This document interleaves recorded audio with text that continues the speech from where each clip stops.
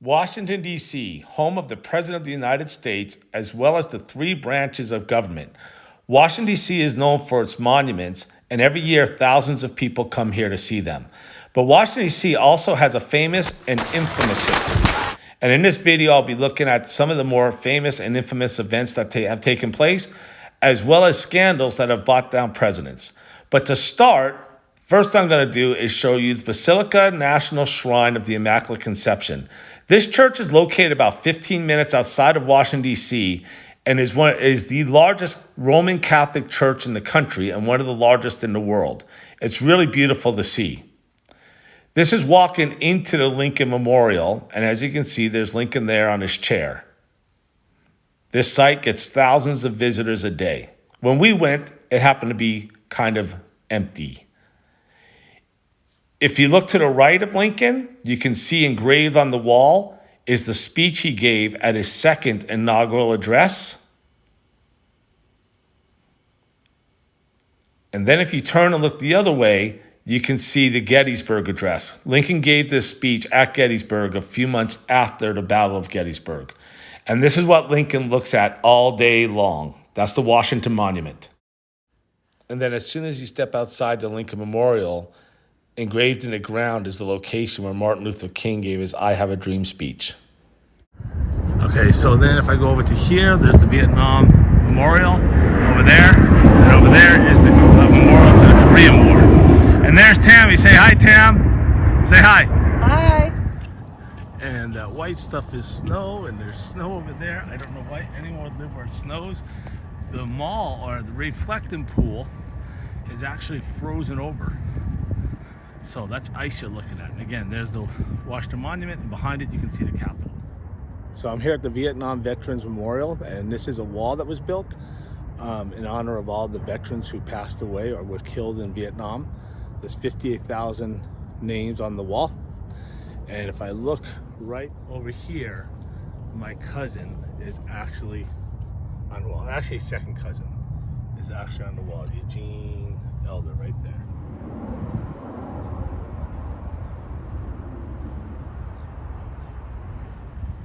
Okay, and if we look here, you can see they're actually doing some rehabilitation, but this is the Korean War Veterans Memorial. And you can see they have a bunch of statues that look like it's the soldiers on patrol.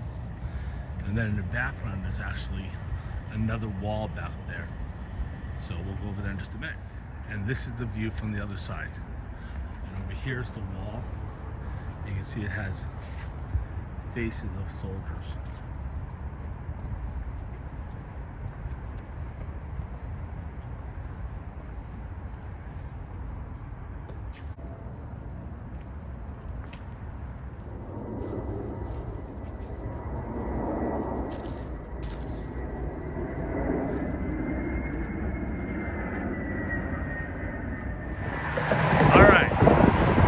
That's the back of the Lincoln Memorial, and then if we swing around, you can see there's the Potomac River, and then if I look this way, off in the distance, you can actually see Arlington National Cemetery. That right there, that house, that is Robert E. Lee's house, and it's in the middle of Arlington National Cemetery because of the fact that when the Civil War started, Lee went to fight for the South, and what the Union did is they started burning their dead soldiers around his house, so when he came home we would always see all the dead soldiers as a result of the Civil War.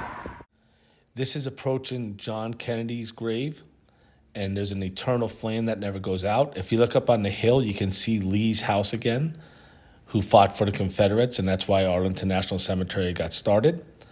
Also, next to Kennedy is his wife, Jackie Onassis, and then he had two children who died. One was stillborn, and the other one died when they were about a year old.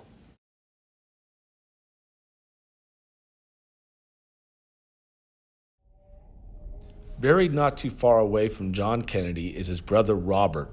Robert Kennedy was assassinated in 1968 in Los Angeles. He always said that if he were to die, he did not want a big deal made about his gravesite, and so it's just a simple cross.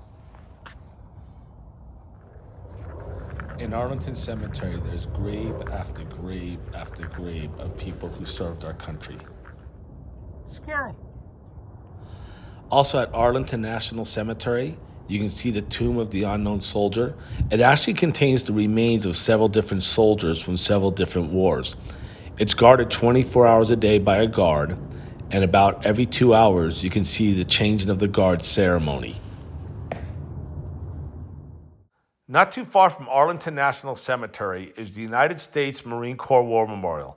Although it depicts the flag raising on Iwo Jima during World War II, the memorial is dedicated to all Marines who have given their lives in defense of the United States since 1775.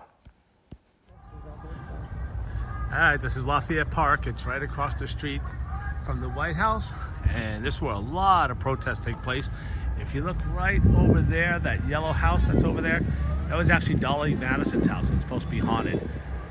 But there's a lot of protests that take place. Fun fact, General Sickles from the Civil War actually was from Washington, D.C. He found out his wife was having an affair with the son of the guy who wrote the Declaration of Independence, not the Declaration, the Star Spangled Banner, Sir Francis Scott Key, and found out Francis Scott Key's son was having an affair with Sickles' wife. Sickles shot and killed him in this park, and it became, it's supposed to be haunted. And that was the first time that we actually had a temporary insanity case in the United States. So some other things about Lafayette Park, this hotel's right across the street from Lafayette Park, so the White House is right behind me. It's supposed to be haunted. That house over there, I can't remember what it is, but this house over here is supposed to be haunted too. That brick one that's right there, that's supposed to be haunted also. And again, right there's the White House. And once again, you can always hear there's always somebody out in front of the White House with a microphone yelling. So there's the White House. They're doing some type of construction. In front, if you look right there, there is the west wing of the White House right there. So if we look real quick, if you look all the way down there is the Lincoln Memorial, all the way down there. And then if we go right over there, there's the White House. I'm going to try to zoom in on it. Oh, it won't let me. There's the White House over there. And then right behind me is the Washington Monument. So just give you an idea where these are. Lots of spies here in Washington, D.C. There's some right there, conjugating on the corner. And then in the other direction of the Washington Monument, you can see the Capitol. So if you look off on the right-hand side, that's where the Senate is. And then off to the left, that's just coming into the picture now, is where the House is at. If you call your congressman in advance, you can actually get a private tour of the Capitol. This is the tunnel that takes you from your congressman's office over to the Capitol.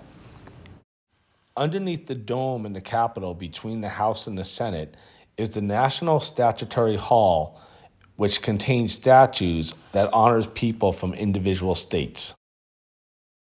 A cool thing about getting a tour from your congressman's office is that they bring you into the House of Representatives.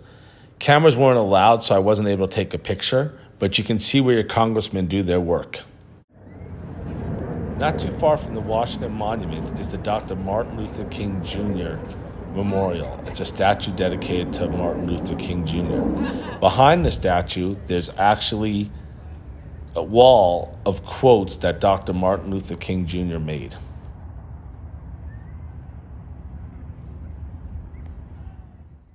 Across the lake from the Dr. Martin Luther King Jr. Memorial is the Jefferson Memorial. The Jefferson Memorial is dedicated to Thomas Jefferson. Thomas Jefferson was one of the writers of the Declaration of Independence, which was written to get our independence from England. Inside, there is a tall statue of Thomas Jefferson.